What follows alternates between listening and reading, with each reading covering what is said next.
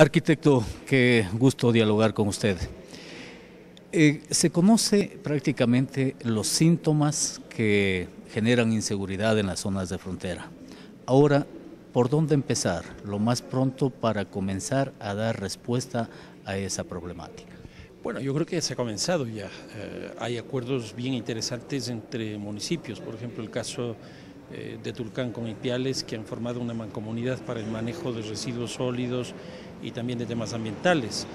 Hay otra forma que es la hermandad entre distintos municipios que se ha conformado, por ejemplo, entre Manaos en el Brasil, Iquitos en el Perú y Nueva Loja aquí en el Ecuador. Y hay también áreas metropolitanas que se han constituido sobre la base de gobiernos conjuntos, como es el caso de las ciudades de El Paso y San Diego, en la frontera entre Estados Unidos y México. De tal manera que yo creo que se ha empezado, obviamente que falta mucho por hacer. Creo que si bien tenemos ejemplos interesantes en el ámbito local, hay falta de mucha política, por ejemplo, en términos binacionales. En el caso concreto de la frontera Ecuador con Perú, a mí me gustaría mucho más verles en la frontera a los ministros de Economía y Finanzas que a los ministros de Defensa, o verles mucho más a los ministros que diseñan las políticas sociales que a los comandantes de la policía.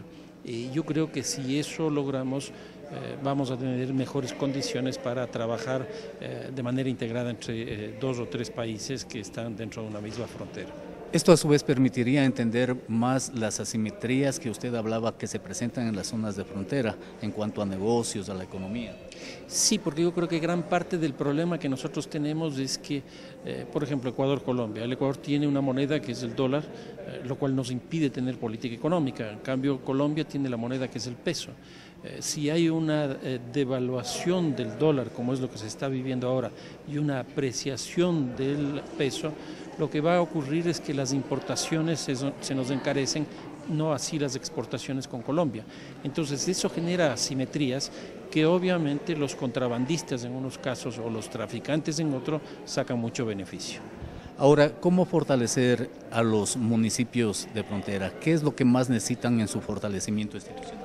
Yo creo que para hablar en términos de la tecnología actual habría que reformatearlos, en el sentido de que si la dinámica de la frontera es muy cambiante, si la dinámica de la violencia es muy alta, debemos tener instituciones mucho más flexibles.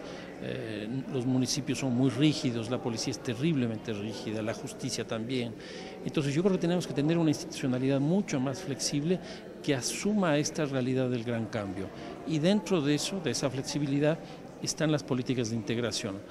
Las posibilidades de integración de un municipio con otro, de un consejo provincial con un consejo departamental, por ejemplo, va a depender mucho de las afinidades de competencias que tienen. Si las competencias que se tienen en un lado son distintas a las del otro, pues definitivamente va a ser imposible que se lleguen a acuerdos de actuación conjunta. En tema de seguridad ciudadana, ¿cuáles deben ser los ejes fundamentales en la conformación de los consejos de seguridad ciudadana, precisamente de los municipios, de los gobiernos provinciales? Yo creo que en el ámbito de las fronteras me parece que deberían ser consejos de seguridad ciudadana binacionales, no solo de un municipio o de otro municipio, sino que yo creo que deberían ser de los dos, de los tres, de los cuatro, 5 municipios que sean, porque la problemática de un lado está altamente vinculada con la problemática del otro lado. De tal manera que si nosotros no lo asumimos, eso de manera colectiva, de manera conjunta, difícilmente se va a poder enfrentar el tema de la seguridad. Es un tema que la ciudadanía también debe entenderla y participar. Todos somos actores. Sin duda, sin duda. La población tiene mucho que hacer. Primero, exigir el derecho que le asiste, que es el derecho a la seguridad y que el Estado tiene que otorgarla. En segundo lugar, tiene que exigir también rendición de cuentas, la transparencia del manejo de las instituciones. Tiene que ayudar al municipio, tiene que ayudar a la policía, tiene que ayudar a la justicia. Por ejemplo, en el caso de la justicia, tiene que denunciar. En el caso de la policía, también establecer mecanismos de información conjunta. No se diga en el caso de los municipios para trabajar lo que se conoce con el nombre de la prevención situacional, que es mejorar la iluminación, recoger la basura, etcétera, que generan obviamente espacios mucho más seguros. Muy amable, arquitecto. Muchísimas gracias.